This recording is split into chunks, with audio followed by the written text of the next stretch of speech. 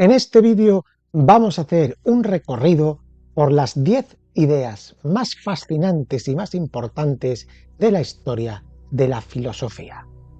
La primera es la teoría de las ideas de Platón.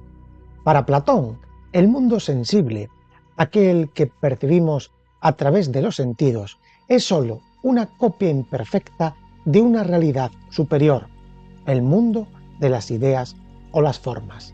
Estas ideas son esenciales e inmutables, también eternas, y existen independientemente del mundo físico, son las que representan la realidad verdadera. Cada objeto o ser en el mundo material es una manifestación incompleta de estas ideas perfectas. Así, una flor, una mesa o incluso conceptos abstractos como la justicia o el amor poseen su versión ideal en este reino superior, mientras que sus versiones en el mundo sensible son solo imitaciones imperfectas, son meras copias. Las ideas en este sentido son universales, no dependen de los objetos particulares que conocemos en la experiencia diaria. Por ejemplo, aunque existan muchas camas en el mundo físico, todas comparten una esencia común, la idea de cama, que es perfecta y única en el reino de las formas. Cada cama material que percibimos es solo una aproximación, una sombra de esta idea original. Esta estructura permite a Platón distinguir entre conocimiento y opinión. El verdadero conocimiento se refiere a las ideas, mientras que la opinión hace referencia a las percepciones del mundo sensible, que son siempre cambiantes y por lo tanto no confiables y falsas. Platón ilustra esta relación en el mundo sensible y en el mundo de las ideas, en su famosa alegoría o mito de la caverna. Los prisioneros en la caverna solo ven sombras proyectadas en una pared, sin darse cuenta de que estas sombras son reflejo de realidades mucho más verdaderas que existen fuera de la caverna. Así, el mundo visible no es más que una sombra o reflejo del mundo de las ideas. Solo a través del intelecto, dejando atrás los sentidos, es posible alcanzar el conocimiento verdadero de estas formas inmutables. La segunda idea sería la de Hegel, la dialéctica hegeliana, que sostiene que el progreso de la historia y de las ideas ocurre mediante un proceso dinámico de contradicciones y resoluciones. Este proceso tiene tres momentos: la tesis, la antítesis y la síntesis. La tesis representa una afirmación inicial o un estado de cosas. Es una posición con un conjunto particular de ideas o circunstancias. Sin embargo, esta afirmación no es estable y genera su propia negación, la antítesis, que es una idea o estado de cosas opuestas que desafían y cuestionan la tesis. La tensión entre la tesis y la antítesis no es un conflicto sin resolución, sino que conduce a una superación en la síntesis. En la síntesis, los elementos contradictorios de la tesis y la antítesis se integran, dando lugar a una nueva idea o situación que incluye elementos de ambas, pero que supera sus limitaciones. La síntesis, a su vez, se convierte en una nueva tesis, iniciando un ciclo continuo de desarrollo dialéctico. Hegel concibe este proceso no como un simple avance lineal, sino como una evolución en espiral, en la que el espíritu humano alcanza niveles cada vez más altos de autocomprensión y libertad. Este movimiento dialéctico es fundamental para el concepto de historia en Hegel. Para él, la historia no es una sucesión de eventos al azar, sino el despliegue del espíritu absoluto hacia una plena autoconciencia y realización.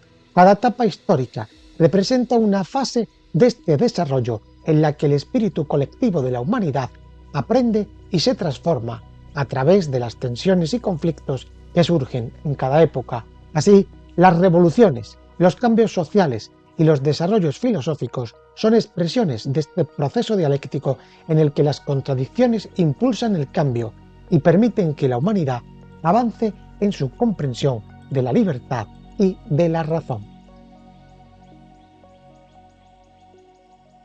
El tercer concepto clave de la filosofía es el ser de Parménides. El ser es lo único que verdaderamente existe según Parménides y posee características de eternidad, inmutabilidad y unidad. Todo lo que existe es el ser y fuera de él no hay nada, ya que el no ser es una imposibilidad lógica. Si el no ser no puede existir, entonces el ser debe ser absoluto y sin divisiones, eterno y sin cambio, ya que cualquier transformación implicaría que algo fuera de él, el no ser, existiera. Esta idea lo lleva a afirmar que el cambio, el movimiento y la multiplicidad son ilusiones de los sentidos. Parménides sostiene que el ser es único y continuo. Si hubiese partes o múltiples entidades, esto implicaría la existencia del no ser entre ellas, pero como el no ser es una contradicción, entonces no puede haber divisiones ni diversidad en el ser. Esta conclusión los lleva a rechazar la confiabilidad de la experiencia sensorial, argumentando que nuestros sentidos nos engañan al mostrarnos un mundo de pluralidad y cambio que contradice la verdadera naturaleza del ser. Para conocer la realidad, según Parménides, debemos mostrar confianza en la razón, que revela la verdadera naturaleza del ser como algo eterno, completo e inmóvil, y desechar los sentidos. El pensamiento de Parménides desafía radicalmente la percepción común de la realidad, ya que implica que todas las experiencias de cambio, como el crecimiento, el envejecimiento, la creación y la destrucción, son ilusiones. En este sentido, el ser es indivisible e idéntico a todas sus partes, una esfera perfecta sin comienzo ni fin, un concepto abstracto que desafía la comprensión sensorial. Su visión anticipa una distinción entre apariencia y realidad, influyendo en el pensamiento posterior y marcando una ruptura con la filosofía basada en la observación del mundo natural. Parménides inaugura así una nueva forma de pensar, basada en la lógica pura y en la certeza racional. La cuarta idea la encontramos en Oriente, en el concepto del Tao, central en el taoísmo, que se atribuye tradicionalmente a Lao Tse. Lao Tse, un filósofo, sabio y escritor chino del siglo VI a.C. Lao Tse presenta su filosofía en el Tao Te Ching, un texto que describe el Tao o camino como una fuerza universal y fundamental que subyace a toda la realidad. El Tao no puede ser capturado por la razón o las palabras, ya que es indefinible y va más allá de las limitaciones de la mente humana. Sin embargo, es la esencia de la vida y de la naturaleza, la fuente de toda creación y el principio armonizador que permite el equilibrio del universo. Para vivir de acuerdo con el Tao, el taoísmo enfatiza la necesidad de aceptar y fluir con los ciclos naturales, en lugar de resistirlos. Este enfoque implica observar el mundo con sencillez y aprender de él, reconociendo los ritmos inherentes a cada aspecto de la vida, desde el crecimiento y el declive hasta el cambio y la quietud. Esta aceptación ayuda a alcanzar la paz interior y la claridad. Uno de los principios más importantes en esta filosofía taoísta es el Wu Wei, que se traduce como el no actuar o actuar sin esfuerzo. No significa inactividad, sino una forma de acción que no se opone a la naturaleza ni intenta forzar los resultados. Según Lao Tse, quien sigue el Wu Wei permite que las cosas se desarrollen según su curso natural, logrando resultados más plenos y armoniosos que aquellos que surgen del esfuerzo forzado o el control excesivo. El Wu Wei fomenta la espontaneidad y la autenticidad, sugiriendo que los actos realizados en alineación con el Tao son siempre los más correctos. Así, la enseñanza de Lao Tse acerca el Tao y la armonía natural al ser humano, en una vida de equilibrio, desapego y aceptación, integrando a cada ser humano en el flujo universal. El siguiente concepto es el Dios de Spinoza o la naturaleza. Para Spinoza, El universo funciona según una serie de leyes naturales necesarias, donde todo lo que ocurre está determinado por la naturaleza misma. Dios, o la naturaleza, como Spinoza lo concibe, es una sustancia infinita de la cual todo emana.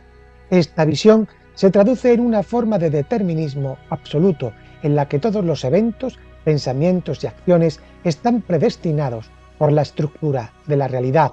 En su obra Ética, Spinoza argumenta que nada existe ni sucede al azar, sino que todo está interconectado en una red de causas necesarias que dependen de la esencia misma de las cosas. Según Spinoza, el ser humano es parte de esta cadena causal universal y no posee un libre albedrío en el sentido tradicional. Aunque experimentamos sensaciones de elección y libertad, estas son ilusiones creadas por nuestra ignorancia de las causas que determinan nuestras acciones. Si entendiéramos completamente la red de causas que llevan a cada acción, veríamos que nuestras decisiones son inevitables. Para Spinoza, nuestras acciones y pensamientos están determinados tanto por nuestra propia naturaleza como por las influencias externas que actúan sobre nosotros. Este determinismo se extiende incluso a los sentimientos y deseos humanos. Spinoza sostiene que nuestras pasiones, alegrías y tristezas son producto de causas específicas y necesarias, como cualquier otro fenómeno natural. Solo comprendiendo estas causas podemos, en cierto sentido, liberarnos de la influencia ciega de las pasiones y alcanzar una mayor paz interior, pero sin escapar del determinismo fundamental. Spinoza propone que la verdadera libertad no reside en la capacidad de elegir independientemente, sino en la comprensión racional de la necesidad. Al aceptar el orden de la naturaleza y comprender las causas que nos afectan, podemos vivir en armonía con el universo, reconociendo que el libre albedrío es una ilusión y que todo en el universo ocurre por necesidad. La siguiente idea nos la trae Descartes con su duda metódica. La duda metódica de Descartes es una estrategia radical de cuestionamiento en la que se rechaza cualquier creencia que pueda ser susceptible de menor duda. Descartes plantea que para alcanzar una base firme para el conocimiento es necesario someter todas las creencias a un examen riguroso y rechazar cualquier cosa que no sea absolutamente cierta. Este proceso de duda sistemática sobre todo incluye incluso los conocimientos que parecen más evidentes, como la existencia del mundo físico o la veracidad de las percepciones sensoriales. Descartes se da cuenta de que los sentidos, aunque son útiles, a menudo nos engañan, lo que le lleva a dudar de la realidad y de todo lo que percibimos a través de los sentidos. También plantea la posibilidad de que todo lo que conocemos pueda ser obra de un genio maligno que nos hace creer en una realidad falsa. De esta manera llega a cuestionar hasta la existencia de su propio cuerpo y del mundo que lo rodea. Sin embargo, mientras avanza en esta exploración de la duda, Descartes encuentra algo de lo que no puede dudar: el hecho de que está dudando. La famosa conclusión cogito ergo sum, pienso luego soy o pienso luego existo, surge de esta forma, de esta reflexión formal. La existencia de su pensamiento y en consecuencia de sí mismo como pensante se convierte en la primera certeza indudable. Descartes concluye que aunque todas sus demás creencias puedan ser ilusorias, la duda misma prueba su existencia. Si estás dudando, entonces necesariamente debes existir. Este punto de partida, esta certeza indudable del yo pienso, se convierte en la base para construir el conocimiento. A partir de aquí, Descartes intenta edificar un sistema filosófico que supere la duda, estableciendo la razón como el fundamento para alcanzar la verdad. La duda metódica, por tanto, es el instrumento que le permite pasar del escepticismo radical a la certeza absoluta de su propia existencia como ser pensante. Dejamos a Descartes y nos vamos ahora a Marx. El trabajador en una sociedad capitalista, para Marx, experimenta una desconexión profunda de los productos que crea, de su propia esencia humana y de sus relaciones con los demás. Marx sostiene que bajo el capitalismo el trabajo se convierte en una actividad forzada y deshumanizada, ya que los productos del trabajo no pertenecen a quienes los producen. En lugar de ello, pasan a manos de los capitalistas, quienes los venden para obtener beneficios. Así, el trabajador queda alienado o separado del producto de su labor, ya que no tiene control ni participación en el destino de lo que crea. Además, esta alienación se extiende a la relación del trabajador consigo mismo. Marx afirma que el trabajo debería ser una actividad en la que las personas puedan expresarse y desarrollarse, reflejando su creatividad y esencia humana. Sin embargo, en el sistema capitalista, el trabajo es una tarea repetitiva, impuesta y agotadora que priva al individuo de su humanidad. En lugar de encontrar satisfacción y realización en su trabajo, el trabajador siente que se convierte en una mera extensión de la máquina, en una pieza más del engranaje de producción, ajeno a su propio desarrollo personal. La alienación en el capitalismo también afecta a las relaciones humanas, al competir por empleos y al ser explotados por un sistema que valora la producción sobre las personas. Los trabajadores pierden el sentido de comunidad y solidaridad. El sistema fomenta la competencia y la división, lo que resulta en una sociedad donde las relaciones se vuelven cada vez más impersonales y superficiales. Por último, Marx ve a la alienación como un reflejo de la estructura económica misma. Los trabajadores se vuelven extraños en su propio mundo, donde los productos y el capital, en lugar de las personas, dominan y deciden la vida. Así, la alienación en el capitalismo para Marx es integral, afectando al individuo en su trabajo, en su humanidad y en su interacción con los demás. La siguiente idea nos la trae Kant. El imperativo categórico de Kant establece que una acción es moralmente correcta si se realiza siguiendo una regla que pueda ser universalizable. Es decir, que cualquier persona pueda adoptarla en cualquier circunstancia sin contradicción. Según Kant, este principio se expresa como obra solo según aquella máxima que puedas querer que se convierta en una ley universal. Esto implica que debemos preguntarnos si la regla detrás de nuestras acciones podría aplicarse a todos, sin excepciones y sin generar incoherencias lógicas o morales. Kant rechaza cualquier ética basada en las consecuencias o en el beneficio personal. Para él, la moralidad debe estar fundamentada en la razón y ser independiente de deseos individuales o situaciones específicas. Una acción es moral no porque conduzca a un buen resultado, sino porque se realiza por deber, siguiendo una ley racional que podría ser aplicable a todos. En este sentido, el imperativo categórico es una ética de principios donde el deber y la coherencia racional son centrales. Por ejemplo, si una persona considera mentir, debe preguntarse si podría aceptar que mentir fuera una ley universal que todos debieran seguir. Si todos mintieran, la confianza se destruiría y la misma práctica de la mentira se volvería inútil, ya que nadie podría confiar en nadie. Esto lleva a una contradicción en la voluntad y por tanto mentir no puede ser una acción moral según el imperativo categórico. Kant desarrolla también otras formulaciones del imperativo categórico, como tratar a la humanidad siempre como un fin y nunca como un medio. Esto significa que debemos respetar a las personas por su dignidad y valor intrínseco, no usándolas para nuestros fines. Así, el imperativo categórico propone una ética autónoma, basada en la razón y aplicable a todos los seres racionales, estableciendo una moralidad universal objetiva. La siguiente idea nos lleva hasta Rousseau. En la teoría del contrato social de Rousseau, la legitimidad de la autoridad política no proviene de la fuerza ni de la tradición, sino de un acuerdo voluntario entre individuos que deciden formar una sociedad.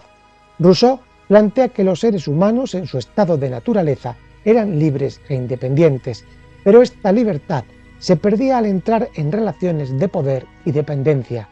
Para resolver esta pérdida, Rousseau propone un contrato social mediante el cual los individuos acuerdan ceder parte de su libertad individual para constituir una voluntad colectiva que gobierne a todos en beneficio común.